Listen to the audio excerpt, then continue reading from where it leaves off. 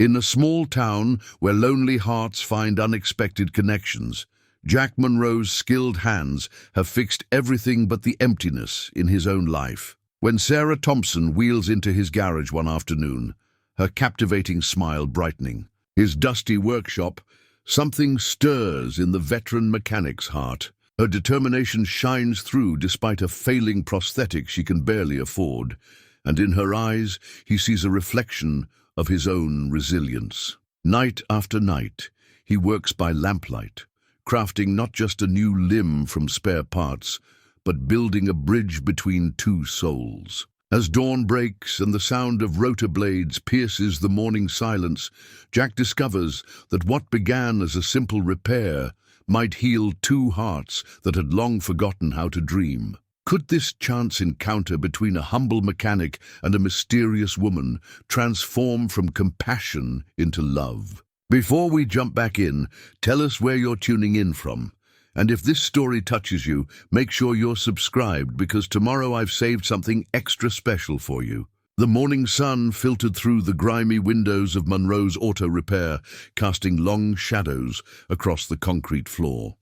Jack Monroe wiped his calloused hands on a red shop rag that had seen better days, just like everything else in his workshop. At 58, his salt and pepper hair and weathered face told stories of countless hours spent beneath car hoods and behind welding masks. His father's toolbox sat in its place of honor on the workbench, its dented metal surface reflecting decades of use. Jack ran his fingers over the worn initials, TM, scratched into the lid. Thomas Monroe, the man who taught him that fixing things wasn't just about tools and parts, but about understanding the soul of machinery. The shop phone rang, its old-fashioned bell echo bouncing off the corrugated metal walls. Mrs. Henderson's Buick was acting up again. Jack smiled, knowing exactly what the problem would be. She always forgot to check her oil. These were the moments he lived for, not because they paid well, they rarely did, but because they reminded him of why he'd chosen this life.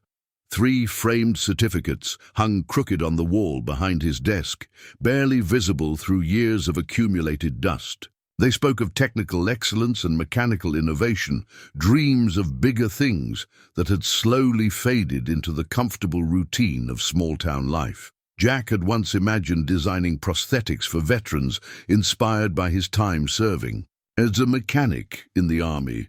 But life had other plans, and his father's failing health had brought him back to Millbrook to take over the family business. The workshop was quiet, except for the steady hum of the ancient fan and the occasional ping of cooling metal. Jack moved between the 3 cars currently occupying his bay spaces: a minivan with transmission troubles, a pickup truck needing brake work, and an old Volkswagen Beetle that would need more love than its owner could probably afford.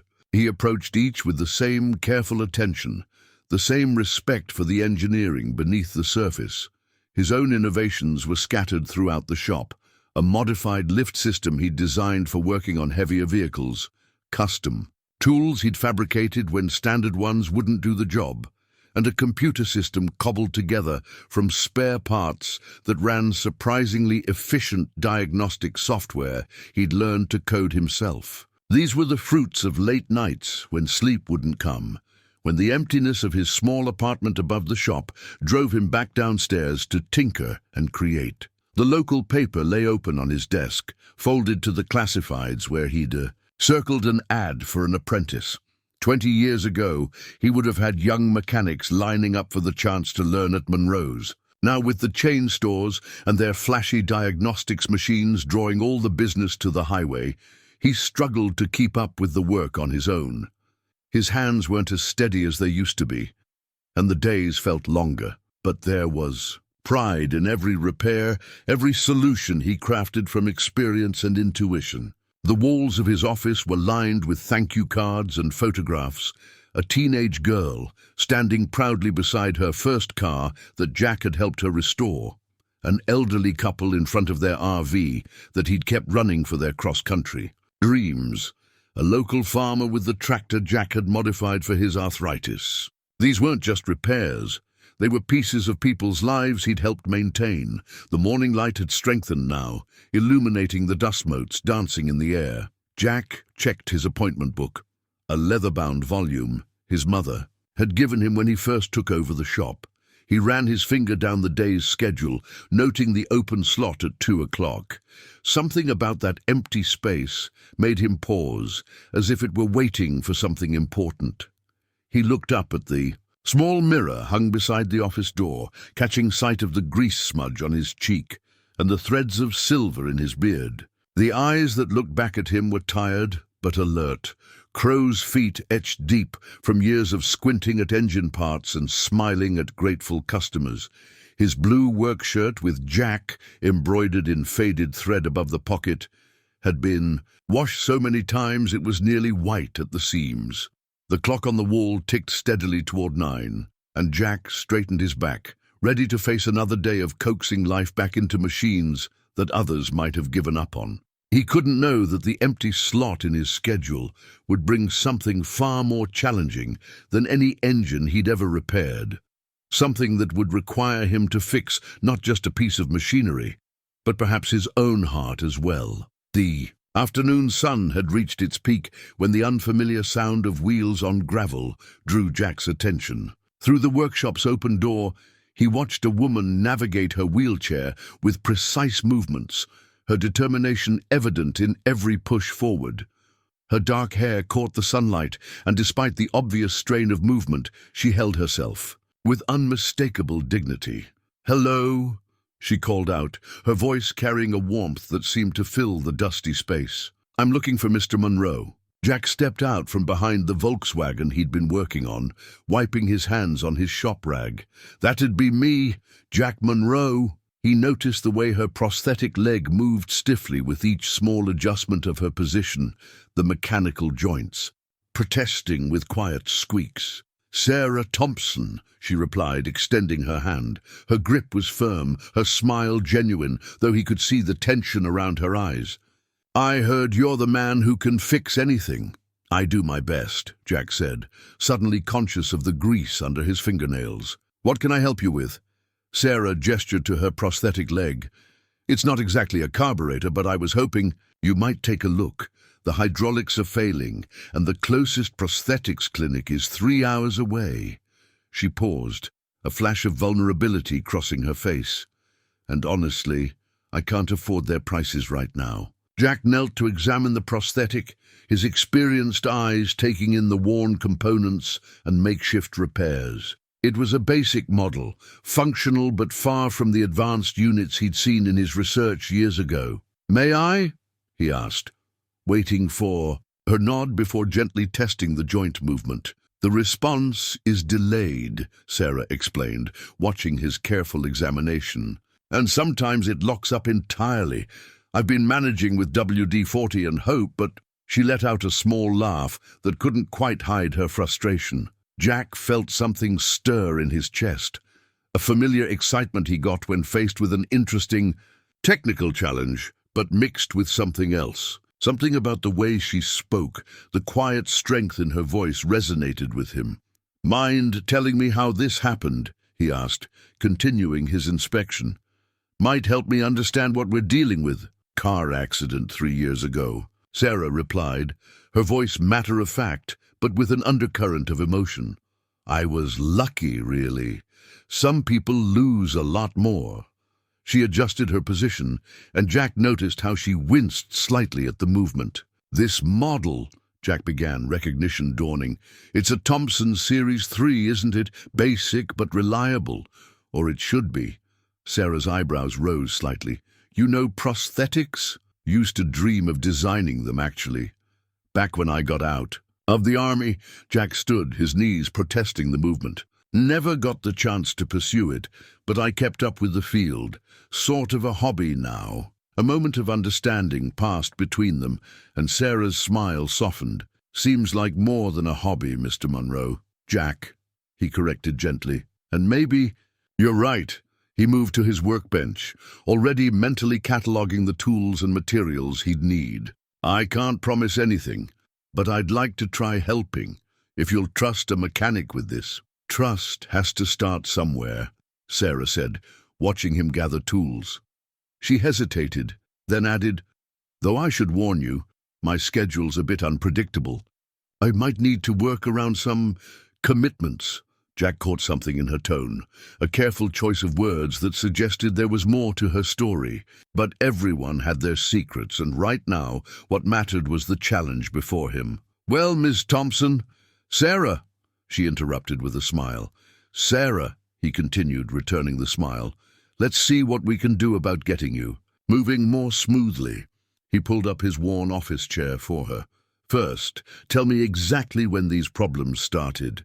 As Sarah began describing the prosthetic's deterioration, Jack found himself drawn not just to the technical puzzle, but to the way her eyes lit up when she spoke, the subtle hints of humor in her descriptions, the grace with which she handled her limitations. Her presence brought something new to his workshop, a warmth that had nothing to do with the afternoon sun still streaming through the windows. Neither of them could have known then how this simple consultation would change both their lives. But as Jack listened and made notes in his weathered notebook, he felt something he hadn't experienced in years, the sensation that he was exactly where he needed to be, doing exactly what he was meant to do. Long after Sarah had left, Jack sat at his workbench, surrounded by sketches and technical manuals he hadn't touched in years. The workshop's overhead lights cast a yellow glow over the papers, his pencil moving swiftly across graph paper as he worked out preliminary designs. The broken prosthetic lay before him, its worn components telling a story of makeshift repairs and daily struggles. "What are you thinking, old man?" he muttered to himself, running a hand through his hair. The challenge before him was far more complex than anything he'd tackled in years. One wrong calculation, one misaligned component, and he could make things worse instead of better. His computer screen displayed research he'd been doing since Sarah left, patents, technical specifications, medical requirements. The more he read, the more he realized how far prosthetic technology had advanced since his army days. But the newest designs were far beyond what he could create with his limited resources. The wall clock showed 11:30 p.m. when his phone buzzed. A text from Sarah. "Just wanted to check if you're still willing to take this on. No pressure if it's too complicated." Jack smiled, typing back, "Already started. Get some rest." He hesitated, then added, "See you tomorrow at 2. Her response came quickly. "I'll bring coffee." The promise of coffee shouldn't have made his heart beat faster, but it did. Jack turned back to his sketches, energized. He'd need to fabricate custom components. The hydraulic system would be the biggest challenge. But maybe he moved to his storage room, pulling out boxes of salvaged parts he'd collected over the years, aircraft hydraulics, precision automotive components, high-grade materials that were too good to throw away. Each piece represented a potential solution, a way to craft something unique. The night deepened as Jack worked, measuring, calculating, testing ideas. He created 3 different design concepts, each with its own advantages and challenges. The first focused on durability, using reinforced joints and a simplified hydraulic system. The second prioritized smooth movement, with more complex mechanics but higher maintenance needs. The third was a hybrid approach, balancing reliability with function. Around 2 a.m., he found himself staring at his father's old toolbox. "What would you think of this, Dad?" he wondered aloud. "Your son, the mechanic, trying to build something that belongs in a medical lab." He could almost hear his father's voice. "Tools are tools, son. It's the heart behind them that matters." Dawn was breaking when Jack finally crawled up to his apartment above the shop. His dreams were filled with mechanical drawings and Sarah's smile. The next afternoon, Sarah arrived precisely at 2, balancing 2 coffee cups on her lap as she maneuvered through the door. Jack hurried to help her, trying not to notice how his fingers tingled when they brushed against hers.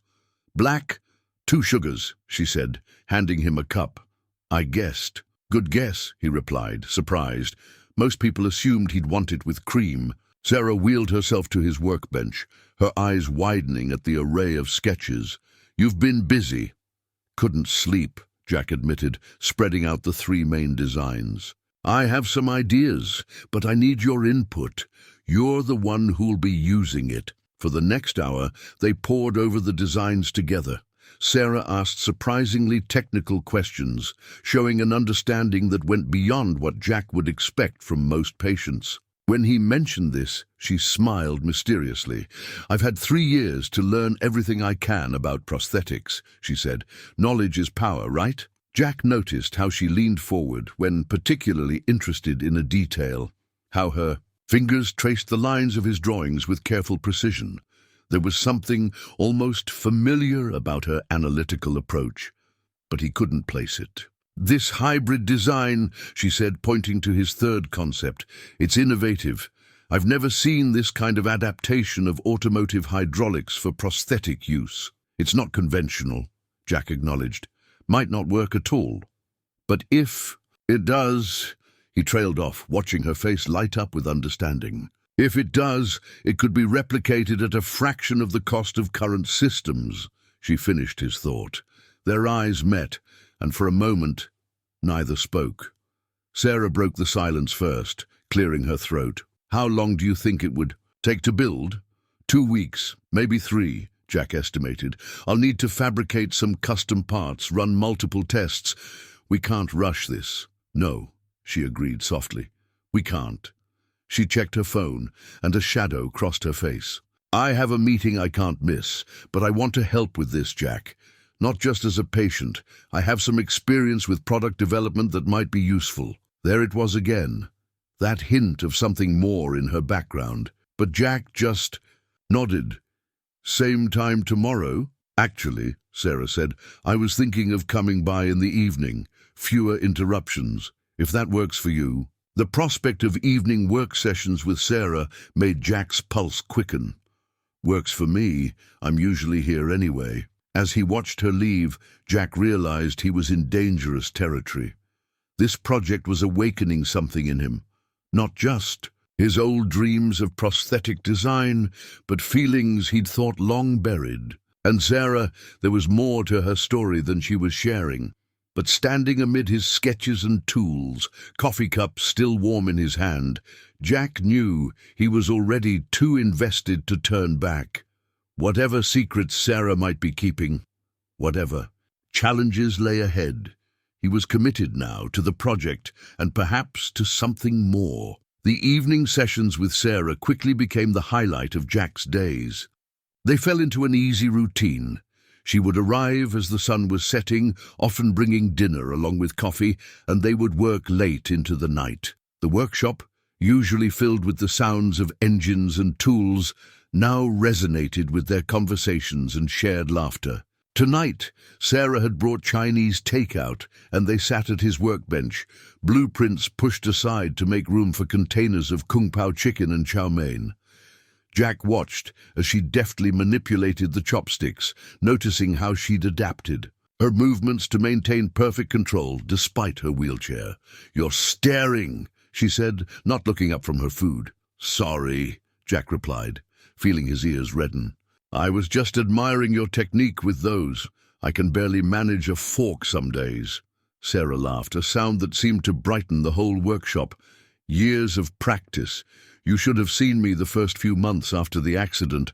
I wore more food than I ate." "What happened?" Jack asked softly, realizing this was the first time she'd mentioned the accident since their initial meeting. "If you don't mind talking about it." Sarah was quiet for a moment, pushing noodles around her container. Rain-slicked roads, a truck driver who'd fallen asleep at the wheel, the usual story. She looked up, meeting his eyes. But that's not the interesting part. The interesting part was what came after. What came after? Learning to live differently. Finding out who your real friends are. Discovering that some doors close.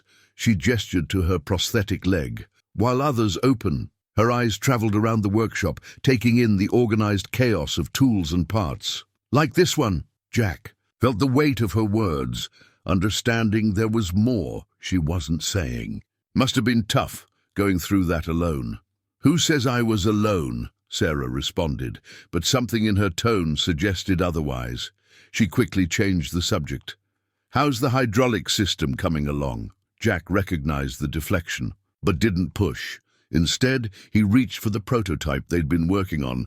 "Made some progress today. Want to see?" The prototype was beginning to take shape, a marriage of automotive precision and medical necessity. Jack had adapted a small hydraulic system from a high-end racing clutch, modifying it to provide the smooth, controlled movement Sarah needed. The outer casing was still rough, but the internal mechanisms were nearly complete. "The response time is the tricky part," he explained, demonstrating the action. "Too fast, and it's jarring. Too slow, and it feels unnatural. We need to find exactly the right balance." Sarah wheeled closer, her shoulder brushing against his as she leaned in to examine the mechanism. Jack tried to ignore the warmth of her presence, the subtle scent of her shampoo. "What if," she said, reaching past him to point at a particular component, "we adjusted the pressure here? In my experience—" She stopped abruptly. "Your experience?" Jack prompted gently. Sarah withdrew slightly, and Jack could almost see her internal debate. Finally, she sighed. "I may have done some consulting work in medical device development before the accident." "Some consulting work," Jack repeated, pieces starting to fall into place. Her technical knowledge, her understanding of product development, those mysterious meetings she had to attend. "Sarah, who are you really?" She met his gaze steadily. "Someone who's tired of being defined by her name or her bank account. Can that be enough for now?" Jack studied her face, the genuine plea in her eyes, the tension in her shoulders. Whatever her secret was, it clearly weighed on her. "Yeah," he said finally, "that can be enough." Relief flooded her features, and she gave him a smile that made his heart skip. "Thank you, Jack." They worked late that night, the prototype taking shape under their combined expertise. Sarah's suggestions, drawn from what she now admitted was extensive experience in medical device development, proved invaluable. Jack found himself repeatedly impressed by her technical insight and practical solutions. As midnight approached, he noticed her stifling a yawn. "We should call it a night," he said, reluctant to end their time together, but concerned about her fatigue. "Just a little longer," she protested, but her eyes were heavy. "We're so close to solving the pressure distribution issue, the prototype." "We'll still be here tomorrow," Jack assured her, already moving to help clear their dinner containers. "Speaking of which, will you be coming by?" Sarah's face fell slightly. "I have meetings all day tomorrow. Corporate stuff I can't reschedule, but I could come by the day after." "The day after is perfect," Jack said, trying not to show his disappointment about missing a day. He'd grown accustomed to their evening routine, the way they worked together, the comfortable silences, punctuated by bursts of technical discussion and personal revelations. As he helped her navigate toward the door, Sarah paused. "Jack," she turned her wheelchair to face him, "thank you for not pushing. About who I am. It's refreshing." "We all have our stories," he replied. "They come out when they're ready." She reached up and squeezed his hand, the touch sending electricity through his arm. "Good night, Jack." After she left, Jack stood in the workshop doorway, watching until her car's taillights disappeared around the corner. The night air was cool, but his hand still felt warm where she had touched it. He turned back to the workbench, to the prototype they were creating together, and realized that somewhere between the technical discussions and shared meals, Sarah Thompson had become more than just a client, much more. The next few days blurred together in a rhythm of creation and discovery.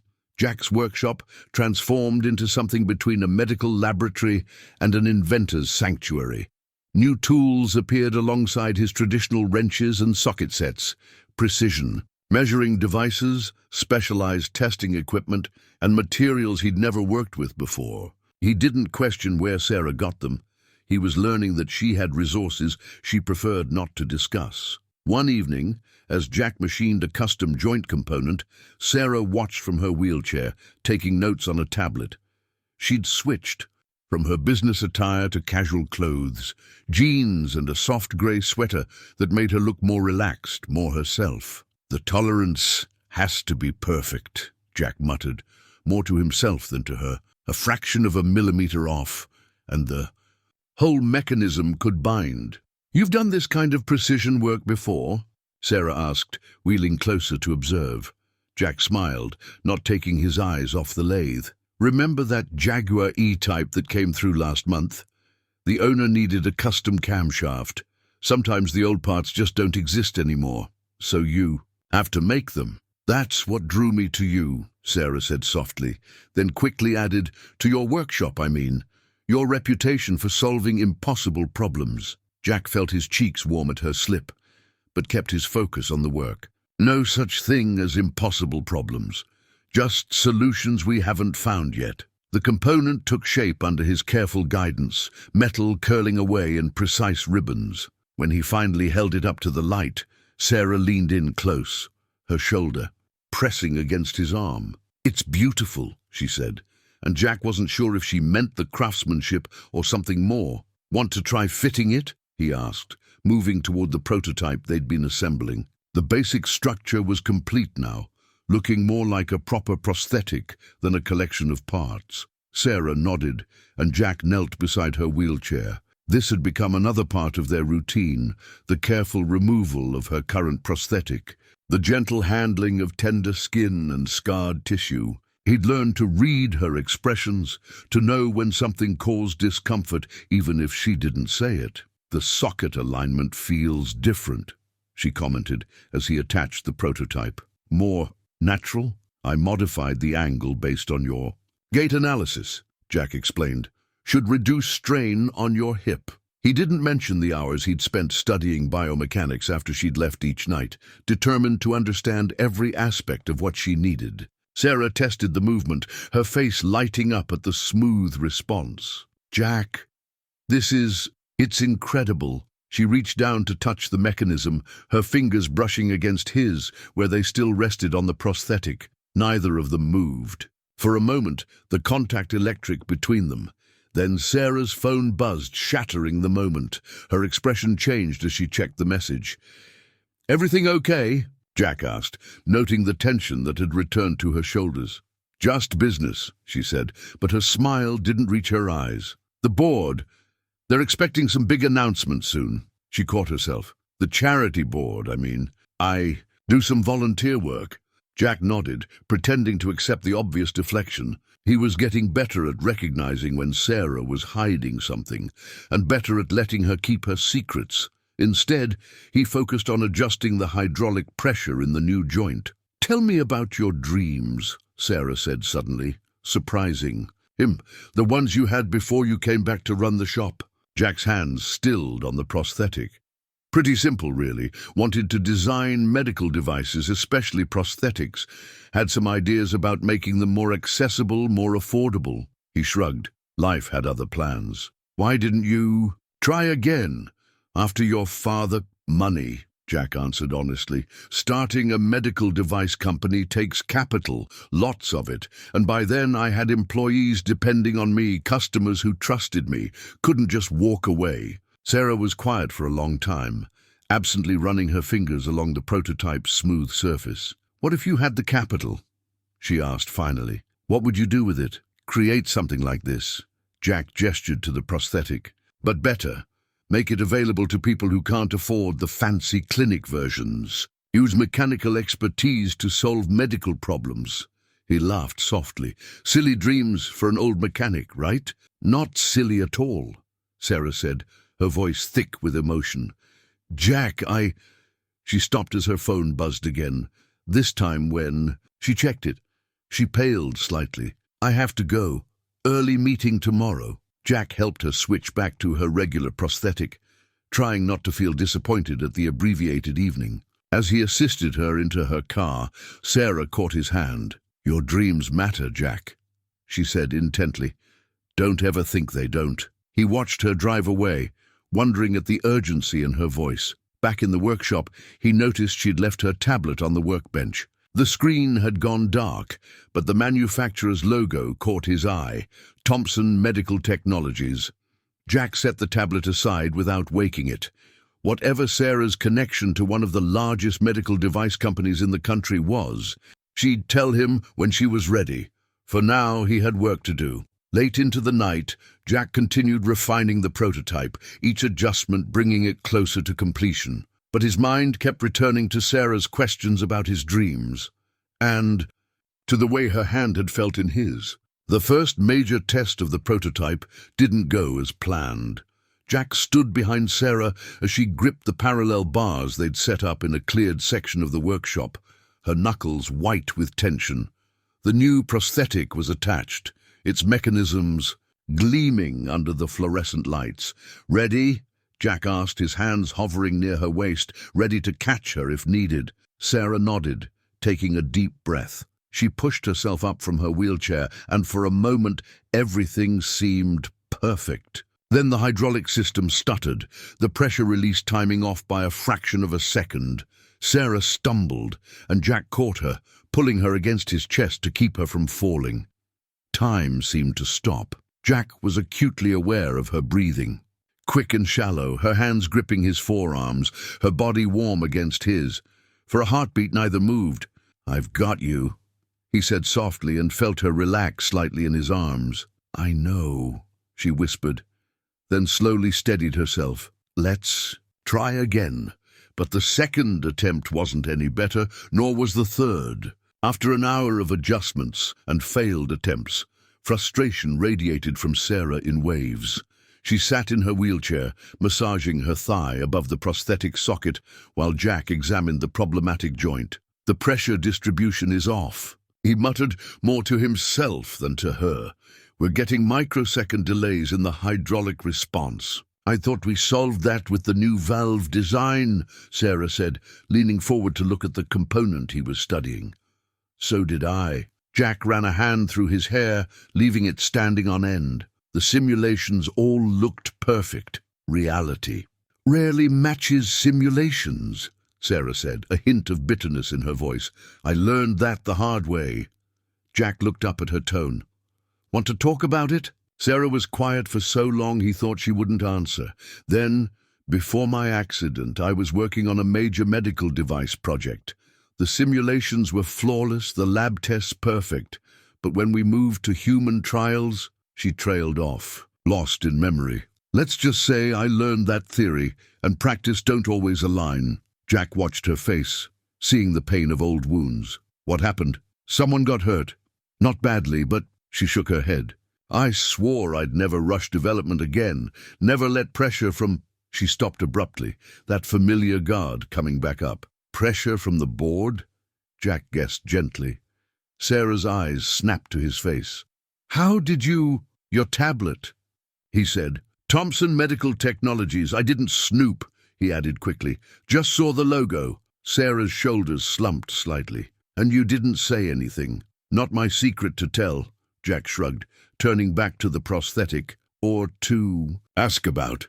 The silence stretched between them, filled with unspoken questions. Finally, Sarah wheeled closer, her hand coming to rest on his arm. "Thank you," she said softly, "for not pushing, for letting me just be me." Jack covered her hand with his own, rough fingers gentle against her smooth skin. "That's all I've ever wanted you to be." The moment stretched, charged with possibility, until a loud clang from outside made them both jump. One of Jack's regular customers had pulled up, engine knocking badly. Sarah withdrew her hand, composing herself. "You should take care of that. I can work on the pressure calculations while you're busy." For the next few hours, they worked in comfortable parallel, Jack dealing with the customer's engine, Sarah at his computer running simulations. As the sun set, casting long shadows through the workshop windows, Jack finished with the engine repair and returned to find Sarah surrounded by printouts and calculations. "I think I found the problem," she said without looking up. "We were calculating the pressure distribution based on standard prosthetic models, but those assume—" She trailed off as Jack set a fresh cup of coffee by her hand. "You remembered how I take it. 2 sugars, splash of cream, Jack said, settling into the chair beside her. Hard to forget, Sarah smiled, then turned back to her calculations. Look here. If we adjust the baseline assumptions to account for my specific gait pattern, they worked late into the night, redesigning the hydraulic system. Jack found himself repeatedly distracted by the way Sarah bit her lip when concentrating, how her eyes lit up when she solved a particularly tricky equation, the casual way she'd touch his arm to get his attention. Around midnight, they were ready to test again. This time, when Sarah gripped the parallel bars, Jack could see the difference in her confidence. The socket feels more stable, she noted as she pushed herself up. The first step was tentative, careful. The second was stronger. By the third, she was smiling. The response time is perfect, she said, wonder in her voice. She took another step, then another, each one smoother than the last. Jack, you did it! We did it, he corrected, still spotting her but no longer needing to. It was your calculations that... He didn't finish because Sarah had turned within the parallel bars and thrown her arms around his neck, hugging him tightly. Jack's arms went around her automatically, supporting her as much as holding her. Thank you, she whispered against his neck, for not giving up. Jack was acutely aware of every point where their bodies touched, of the soft brush of her hair against his cheek, of how perfectly she fit against him. Never, he promised, and felt her shiver slightly at his tone. When she pulled back, their faces were inches apart. Jack could see flecks of gold in her brown eyes, could feel her breath on his lips. For a moment, he thought. A car alarm blared in the distance, shattering the moment. Sarah stepped back carefully, her cheeks flushed. I should go. It's late, and I have a board meeting tomorrow. As Jack helped her switch back to her regular prosthetic, neither mentioned their almost kiss. But something had shifted between them. The air felt charged with possibility and unspoken words. At her car, Sarah paused. Jack, tomorrow, can we try some more advanced mobility tests? Whatever you need, he said, and they both knew he meant more than just the prosthetic testing. After she left, Jack stood in the workshop doorway, watching her taillights disappear into the night. The prototype sat on his workbench, its successful test a triumph of engineering and collaboration. But all he could think about was the feel of Sarah in his arms and how close he'd come to kissing her. Tomorrow, he thought. Tomorrow they'd test the prosthetic again and maybe, just maybe, test something else as well. The next day's testing began differently. Sarah arrived wearing workout clothes instead of her usual business attire, her hair pulled back in a casual ponytail. She looked younger, more relaxed, though Jack noticed shadows under her eyes that suggested she hadn't slept much. Rough board meeting? He asked, helping her transfer to his work chair. You could say that. She managed a tired smile. But let's focus on something more important. Her eyes went to the prototype, which Jack had spent the morning refining. Based on yesterday's success, the prosthetic now gleamed under the workshop lights, its mechanisms more polished, its movements nearly silent. Jack had worked since dawn, driven by the memory of Sarah's joy during yesterday's successful test, and if he was honest, by the memory of how it felt to hold her. I made some adjustments to the ankle articulation, he explained, kneeling to help her with the fitting. Should give you better balance on uneven surfaces. Sarah nodded, but Jack noticed her breath catch when his fingers brushed against her skin during the attachment. He pretended not to notice, focusing instead on checking the alignment. Ready to try something more challenging? He asked, standing and offering his hands. Sarah took them without hesitation, her trust in him evident. What did you have in mind? Jack helped her up, steadying her as she found her balance.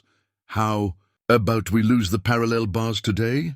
Her eyes widened slightly, but she nodded. Instead of moving to the bars, Jack kept hold of her hands, stepping backwards slowly and drawing her with him. Just like dancing, he said softly, guiding her forward. Sarah's laugh was breathless. Been a while since I danced. Me too, Jack admitted, carefully releasing one of her hands while keeping the other firmly clasped. but some things you don't forget. They moved slowly across the workshop floor, Sarah's steps growing more confident with each passing minute. The prototype responded perfectly, each movement smooth and natural. Jack found himself watching her face more than her feet. The way her eyes shone with determination, the slight part of her lips as she concentrated. "This is amazing," Sarah said, releasing his other hand to stand independently. "The response time, the stability." She took a few steps on her own, then turned back to him with tears in her eyes. "Jack, do you realize what you've created?" "What we've created," he corrected, closing the distance between them. "This wouldn't exist without your insights, your calculations." "Your hands," she interrupted softly, reaching up to touch his cheek. "Your heart." The workshop seemed to fade away, leaving just the two of them in this moment. Jack's hand came up to cover hers where it rested against his face. Sarah's eyes met his, and this time there was no car alarm, no interruption to break. The tension. Jack leaned down slowly, giving her time to pull away if he'd misread the moment. But Sarah rose slightly on her toes, meeting him halfway. Their lips met softly, tentatively at first, then with growing certainty. The kiss was everything a first kiss should be. Sweet, questioning, full of promise. Sarah's hand slid from his, cheek to the back of his neck, drawing him closer.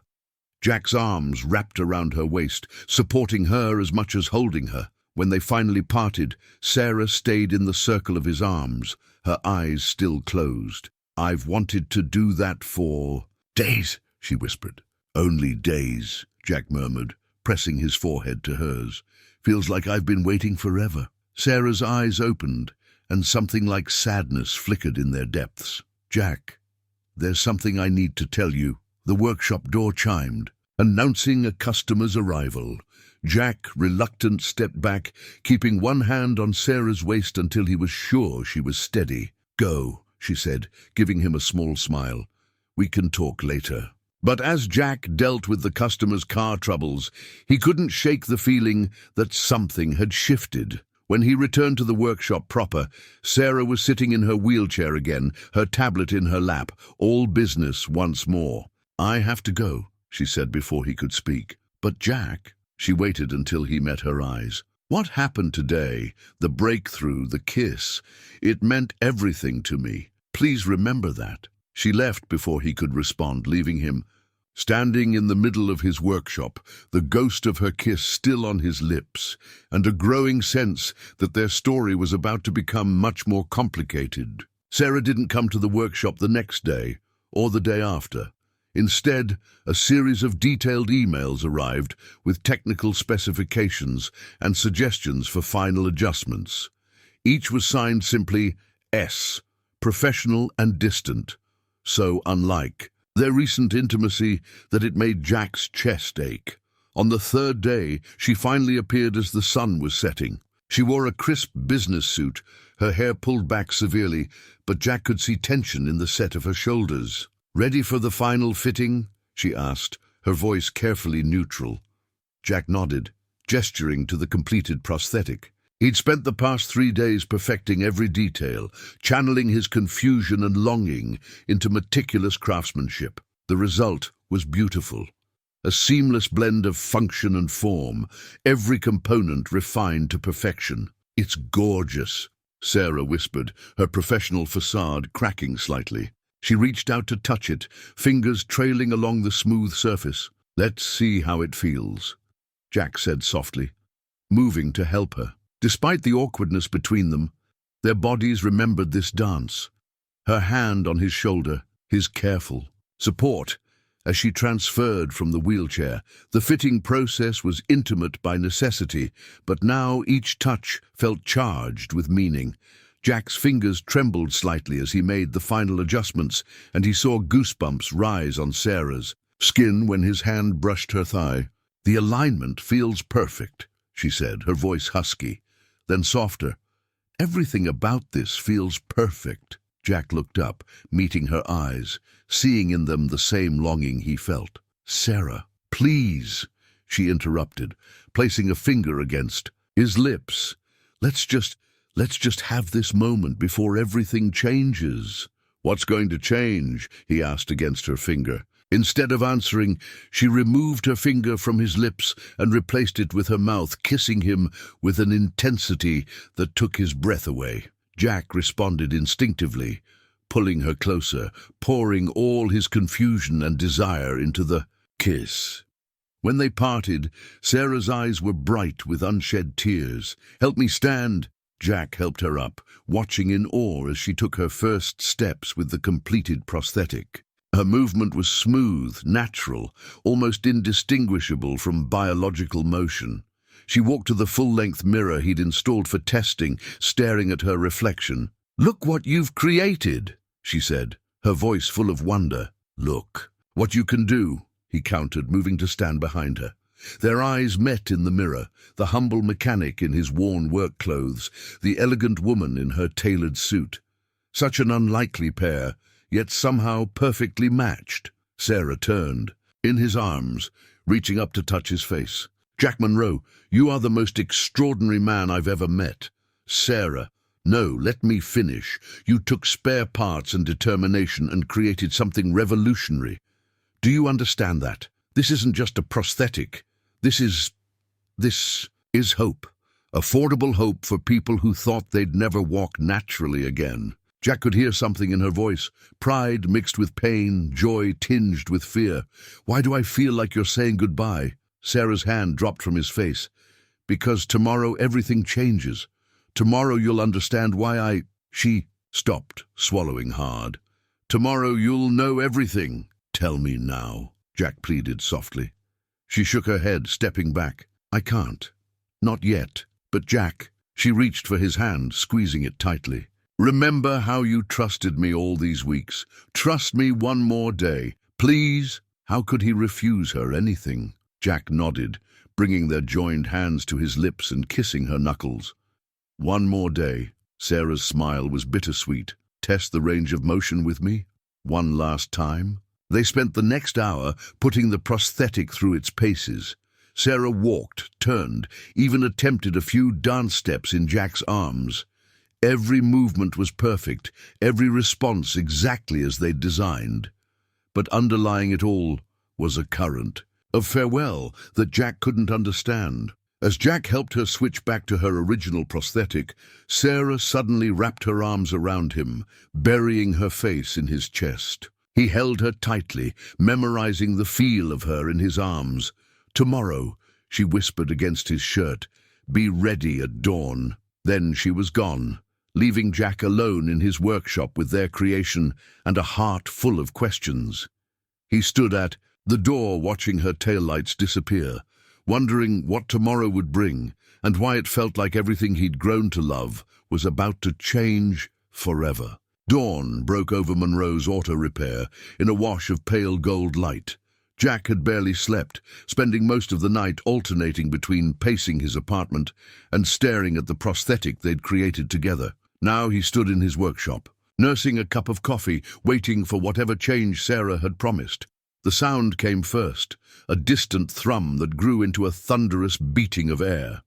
Jack stepped outside, shielding his eyes against the rising sun as a sleek black helicopter descended into the parking lot, its rotors whipping up dust and loose papers. His heart stopped when he saw the logo on the side, Thompson Medical Technologies. The helicopter touched down with precise control, its blades slowing as the passenger door opened. Sarah emerged, but not the Sarah he knew. This Sarah wore a perfectly tailored designer suit, her hair expertly styled, her bearing unmistakably that of someone used to command. She moved with confident grace on their prosthetic, making her way toward him as several business-suited executives exited the helicopter behind her. "Hello, Jack," she said, her voice carrying clearly over the dying rotor noise. "I believe I owe you an explanation. Sarah Thompson," he said slowly, realization dawning, "as in Thompson Medical Technologies. You're not just named after the company." "I'm the CEO," she confirmed quietly, "and the majority shareholder. The company was my father's legacy, and now it's mine." One of the executives stepped forward, extending a leather portfolio. "Ms. Thompson, the papers are ready." Sarah waved him back, her eyes never leaving Jack's face. "I wanted to tell you so many times. But every time I started to explain, I remembered how it felt to be just Sarah with you. Not the CEO, not the heiress, just me." Jack's mind was spinning, pieces falling into place. Her technical knowledge, her mysterious meetings, the tablet, all the signs he'd ignored or explained away. The board meetings, the pressure you mentioned about rushing development. After my accident, I pushed our R&D team too hard trying to develop better prosthetics. When the prototype failed in trials, I swore I'd never let corporate deadlines compromise development again. She gestured to her leg. "That's why I came to you. I needed to understand if a different approach was possible. So I was what? A research experiment?" The words tasted bitter in his mouth. "No!" Sarah stepped closer, reaching for his hand, but Jack stepped back. Her face fell. "You were hope, Jack. Hope that someone with pure intentions and raw talent could create something revolutionary." She smiled sadly. "And you did." One of the executives cleared his throat. "Ms. Thompson, the board is waiting." Sarah nodded without looking away from Jack. "What you've created here, it's exactly what the medical device industry needs. Affordable, reliable prosthetics that could help thousands of people." She took a deep breath. "That's why I'm here. Thompson Medical Technologies wants to offer you a partnership. Full funding to develop and manufacture your design, with you heading the new division." Jack stared at her, feeling the ground shift beneath his feet. "A partnership? You'd have complete creative control," Sarah continued, quickly. "No corporate pressure, no rushed deadlines, just your vision with the resources to make it reality." She paused, then added softly, "Everything you once dreamed of." The morning sun caught the helicopter's rotors, sending flashes of light across Sarah's face. She looked both familiar and strange. His Sarah and this powerful CEO somehow merged into one person. "And us?" he asked quietly. "Was any of that real?" Sarah's professional composure cracked. "All of it. Every moment, every conversation, every—" She stopped, glancing at her waiting executives. "Jack, please, take some time to think about it. Review the proposal. This could change everything, not just for you, but for people who need what you can create." She motioned to one of the executives, who stepped forward with a thick envelope. "All the details are in here. Legal structure, funding, everything." She met Jack's eyes. "I'll be in my office at headquarters when you're ready to talk. About any of it." The implied meaning was clear. They had more than just business to discuss. But as Jack watched Sarah walk back to the helicopter, her expensive heels clicking on the concrete, he wondered if the woman he'd fallen in love with still existed beneath the corporate armor she now wore. The helicopter lifted off in a whirlwind of dust and paper, carrying Sarah away as suddenly as she'd arrived. Jack stood in his workshop doorway long after it disappeared, the envelope heavy in his hands, his mind full of contradictions. The prosthetic they'd created together sat on his workbench, catching the morning light. It represented everything he'd ever dreamed of. The chance to help people, to innovate, to make a real difference. But it also represented the most profound connection he'd ever felt with another person, a connection now complicated by wealth, power, and hidden truths. Dawn had promised change. Now Jack had to decide if he was ready for just how much change it had brought. The envelope sat unopened on Jack's workbench for 3 days. He worked on cars, fixed engines, went through the motions of his normal routine, but his mind kept returning to the moment the helicopter touched down and changed everything. The local paper lay folded beside his morning coffee, Sarah's face on the front page. Thompson Medical Technologies CEO announces revolutionary prosthetics initiative, the headline declared. The article painted her as a visionary leader, mentioning her own accident and recovery as inspiration for the company's new direction. Jack's name wasn't mentioned. His phone had dozens of missed calls from unknown numbers, lawyers, executives, probably reporters too. Sarah herself had sent only one text. I meant every word, both about the partnership and about us. He hadn't replied. Late one evening, after his last customer had left, Jack finally picked up the envelope. The papers inside were thick, heavy with legal language and corporate promises. But between the contract clauses and technical specifications, he found a handwritten note in Sarah's familiar script. Jack, the night you first kissed me, you asked what was going to change. I was afraid to tell you then, afraid you'd see me differently. I've spent my whole life being Sarah Thompson, CEO, the billion-dollar heiress, the poor little rich girl who lost her leg and bought her way back to normal. But in your workshop, covered in grease and arguing about hydraulic pressures, I was just Sarah, just a woman falling in love with a man who saw me, not my name or my bank account. What we created together isn't just a prosthetic. It's proof that dreams don't need corporate boardrooms or billion-dollar budgets. They need heart and talent and someone who refuses to believe in impossible. Whatever you decide about the partnership, please know that every moment with you was real. Every smile, every touch, every kiss, that was me. Just me. S. Jack set the note down, his vision blurring. He walked to the prototype still displayed on his workbench, running his fingers along its smooth surface. They'd created something remarkable here, something that could help thousands of people, but they'd created something else too, something just as precious and far more fragile. He thought about Sarah's face in the workshop, lit by late-night fluorescence as they worked.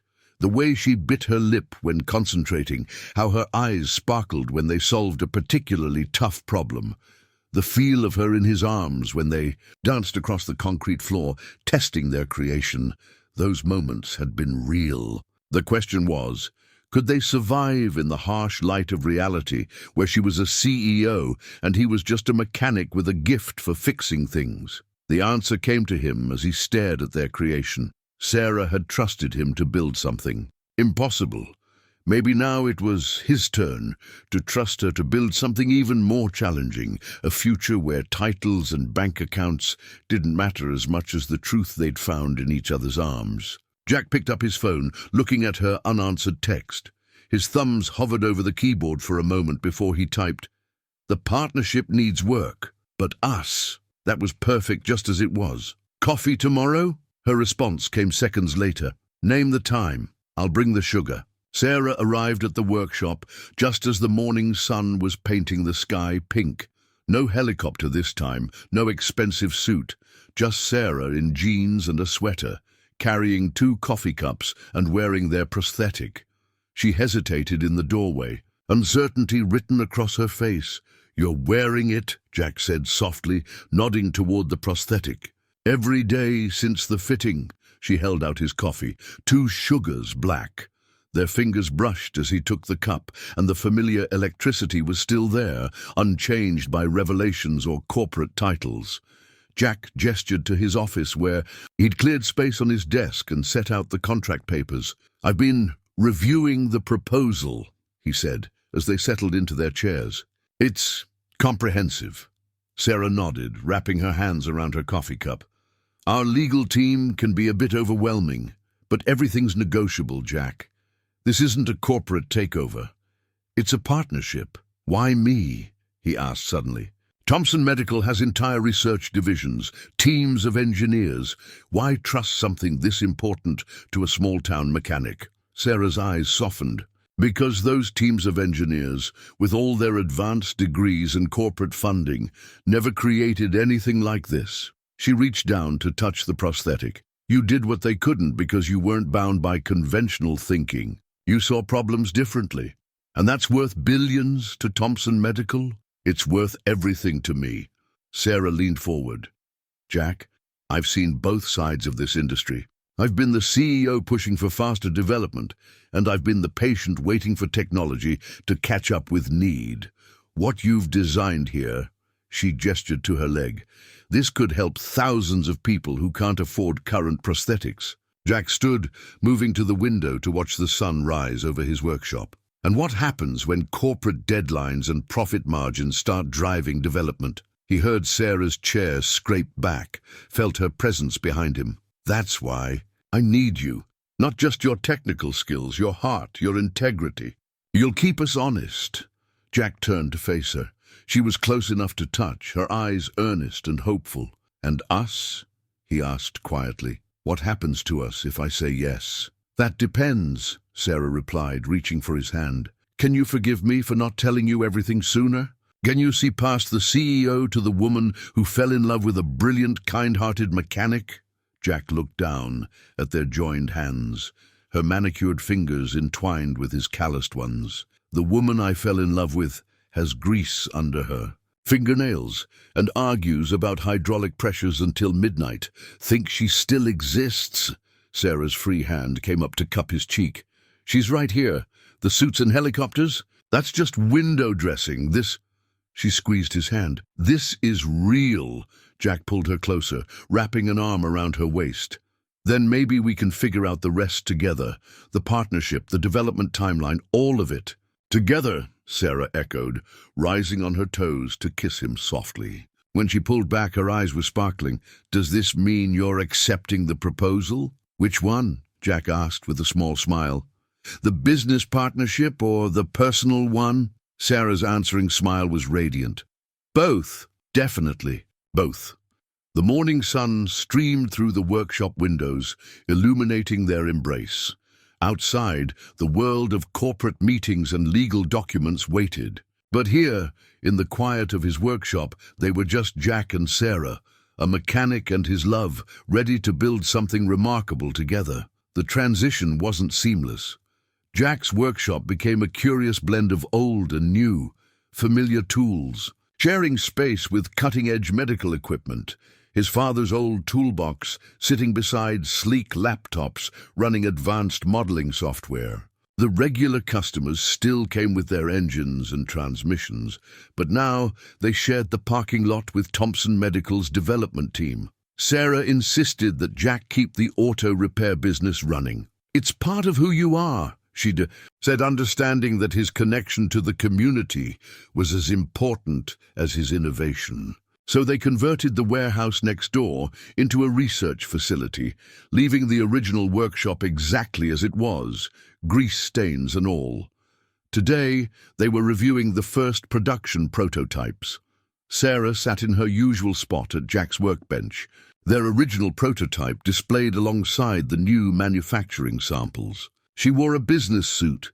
She had a board meeting later, but her fingers were smudged with grease from handling components. "The production quality is excellent," she noted, examining a joint mechanism. "But something feels different." Jack nodded, picking up their original prototype. "The soul is missing. These are perfect, but maybe too perfect." He ran his thumb over a connection point they'd refined countless times during those late-night sessions. "We need to find a way to mass-produce without losing the human touch." Sarah watched him with a soft smile. This was why she'd fought so hard to keep him in charge of development, despite the board's initial skepticism about putting a mechanic in charge of a medical device division. Jack saw beyond specifications and tolerances to the heart of what they were creating. "What if we adjust the manufacturing process?" she suggested, wheeling her chair closer to his. Even in CEO mode, she preferred her wheelchair in the workshop. It let her move more easily between workstations. "Instead of fully automated assembly, we could implement a hybrid approach. Key components hand-finished by trained technicians." "Higher costs," Jack pointed out, playing devil's advocate even as his mind raced with possibilities.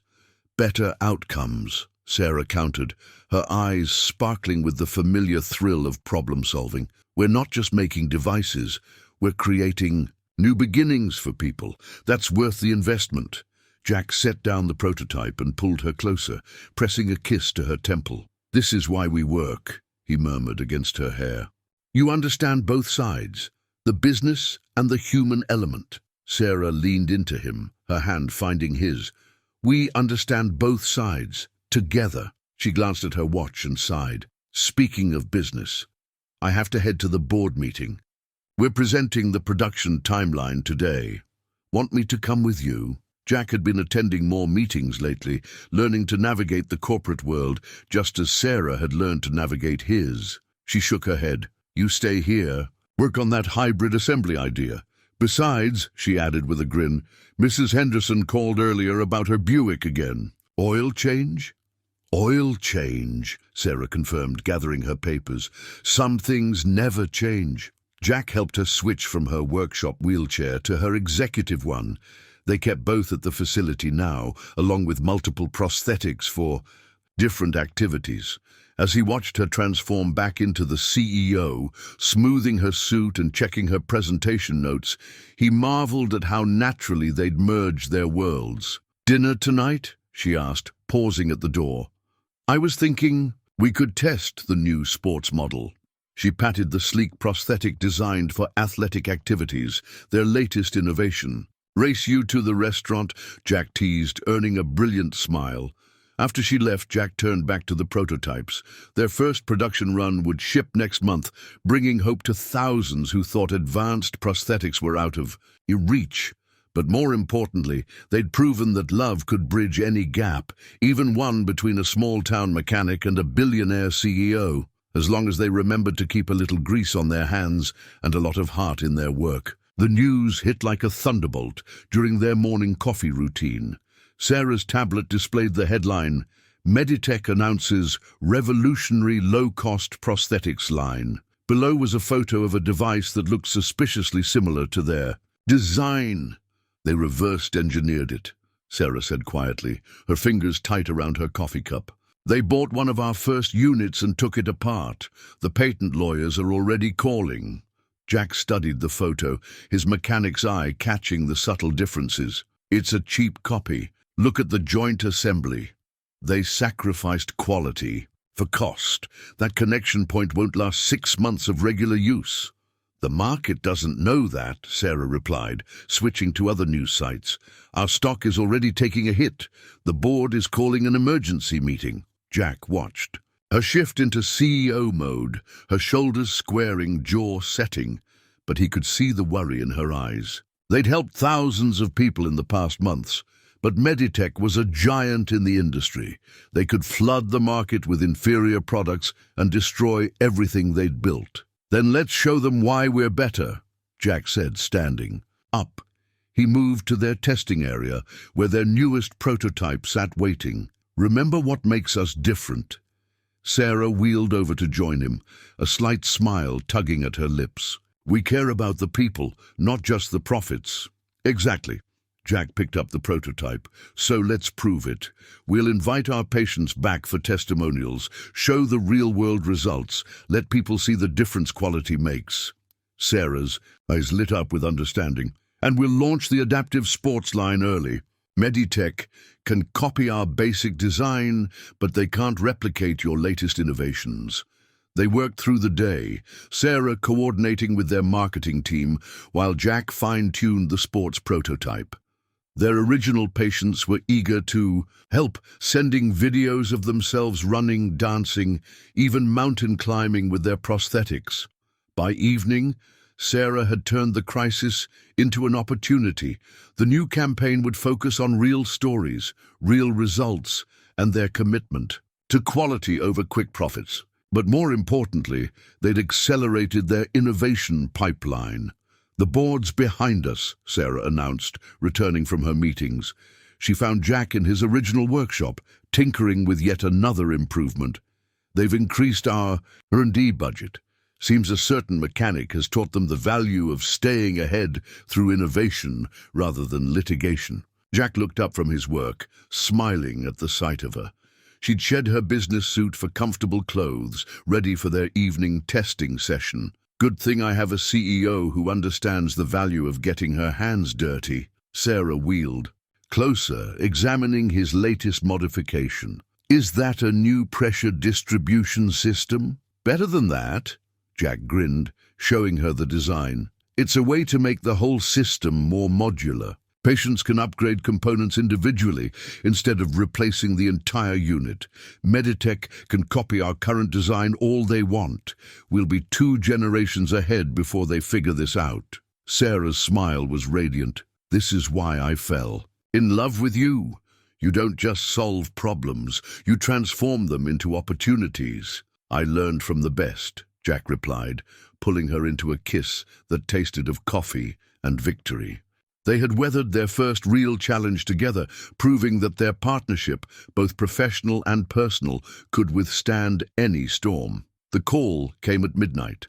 A prosthetic failure during athletic testing. The patient was fine, but the incident triggered an automatic review of their entire production line. Jack and Sarah rushed to the facility, their date night interrupted by the crisis. "Show me," Jack demanded as soon as they entered the lab. The failed unit lay on the testing bench, its hydraulic system compromised. Sarah wheeled herself to the computer, pulling up the test data while Jack examined the physical damage. "It happened during a sprint trial," she explained, scrolling through readings. "Sudden catastrophic failure of the primary joint." Jack's hands moved over the components, his expression growing darker. "This isn't normal wear and tear. The metal's fatigued in a way it shouldn't be." He looked up at Sarah. "We need to check the material composition." The analysis revealed their worst fear. Their primary supplier had changed their manufacturing process without notification, resulting in microscopic structural weaknesses in key components. 5,000 units in circulation could be affected. "We have to recall them all," Sarah said immediately, already reaching for her phone. "Every single unit. The cost doesn't matter," she cut him off. "We're not risking anyone's safety." Jack watched her make the calls that would send their stock plummeting and cost the company millions. She didn't hesitate, didn't try to find a cheaper solution. In that moment, she wasn't a CEO protecting profits. She was the woman who'd trusted a small-town mechanic to build her a better leg. "I can fix this," he said quietly when she finished. "Not just repair the existing units, redesign them, make them better." Sarah turned to him, determination matching his own. "How long?" 3 days for the design, 2 weeks for testing and implementation." He moved to his workbench, already sketching. "We'll replace every unit with an upgraded version. The board will have concerns about the cost." "Then let me talk to them," Jack interrupted. "They trusted me before. They need to trust me now." Sarah wheeled to his side, taking his hand. "We'll talk to them together. Partners, remember?" They worked through the night, Jack designing while Sarah coordinated the recall. By dawn, they had a plan, not just to fix the crisis, but to emerge stronger. The new design would be more robust, the testing more rigorous, the quality control more stringent. They'd turn a potential disaster into proof of their commitment to excellence. As the sun rose, Sarah looked at their original prototype, still displayed proudly in the workshop. "This is what makes us different," she said softly. "We'll never forget where we started." Jack pulled her close, both of them exhausted but unbowed. "Or who we are together." 2 weeks after the recall announcement, Jack and Sarah stood before the Thompson Medical Technologies Board of Directors. Behind them, a screen displayed their new design specifications and testing results. On the table sat their latest prototype, a testament to sleepless nights and unwavering dedication. "The recall is complete," Sarah reported, her voice steady. "Every affected unit has been replaced with the upgraded design. Patient feedback has been overwhelmingly positive." One of the board members leaned forward. "And the cost? Substantial," Sarah acknowledged. "But the goodwill we've earned? Priceless." Jack stepped forward, indicating the prototype. "This crisis forced us to re-examine every aspect of our design. The result isn't just a fix, it's a breakthrough." He activated the unit, demonstrating its enhanced capabilities, stronger, more responsive, and even more affordable to manufacture. The board watched, impressed, as he detailed the improvements. Their competitors had expected them to falter, to cut corners in their rush to recover. Instead, they'd raised the bar even higher. "Our market share has actually increased," Sarah added. "Patients trust us more now, not less. They've seen that we'll put their safety above our profits." After the meeting in the privacy of Jack's workshop, they finally allowed themselves to celebrate. Sarah pulled Jack down for a kiss that spoke of relief, pride, and something deeper, the knowledge that they could face anything together. "We did it," she whispered against his lips. "Was there ever any doubt?" Jack smiled, though they both knew there had been plenty of doubts during those long nights of redesign and testing. Sarah wheeled herself to the window, looking out at the facility they'd built together. "You know what this means, don't you? We're stronger now than before the crisis, ready to expand." Jack moved behind her, placing his hands on her shoulders. "The adaptive sports line and the pediatric division. We've been discussing." She turned to face him, eyes shining. "Think bigger, Jack. We can help so many more people now." He pulled her up into his arms, both of them conscious of how far they'd come from that first meeting in his workshop. "Together," he said, making it both a statement and a promise. "Together," Sarah agreed, resting her head on his shoulder. Outside, the sun was setting on their strongest day yet, painting the sky in colors of promise and possibility. Jack found the keys to his old workshop in the pocket of his tuxedo, right where he'd left them. The ceremony was over, the reception in full swing at the Grand Hotel downtown, but he'd asked Sarah to make one stop before they left for their honeymoon. She entered the workshop in her wedding dress, using their latest prosthetic design, a special version they'd created just for this day. The ivory silk rustled against the concrete floor as she walked to him, her movement as natural as dancing. "Couldn't leave without saying goodbye to where it all began?" she asked, reaching for his hand. "Actually," Jack said, pulling her close, "I wanted to give you your real wedding present." He guided her to his workbench, where a small wooden box sat waiting. Sarah opened it carefully, gasping when she saw what lay inside. It was a key, not just any key, but the original key to the workshop, mounted on a delicate silver chain. "You're giving me your father's key?" "I'm giving us our future," Jack corrected softly. "The board approved it this morning. This workshop will become the Monroe Innovation Center, a place where mechanics, engineers, and dreamers can work together to create the next revolution in adaptive technology." Tears sparkled in Sarah's eyes as she lifted the necklace.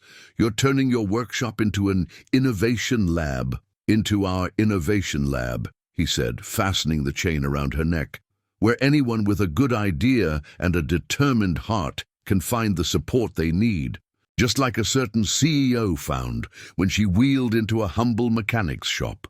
Sarah pulled him down for a kiss that tasted of joy and promise. When they parted, she whispered, "Dance with me.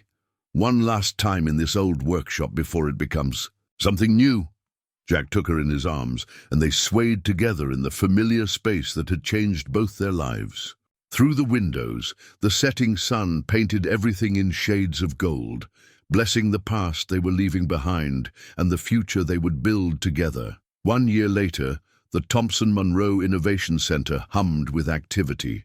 Through the glass walls of the original workshop, now preserved at the heart of the modern facility, a familiar scene played out. Jack and Sarah huddled over a workbench, surrounded by promising young inventors and their prototypes.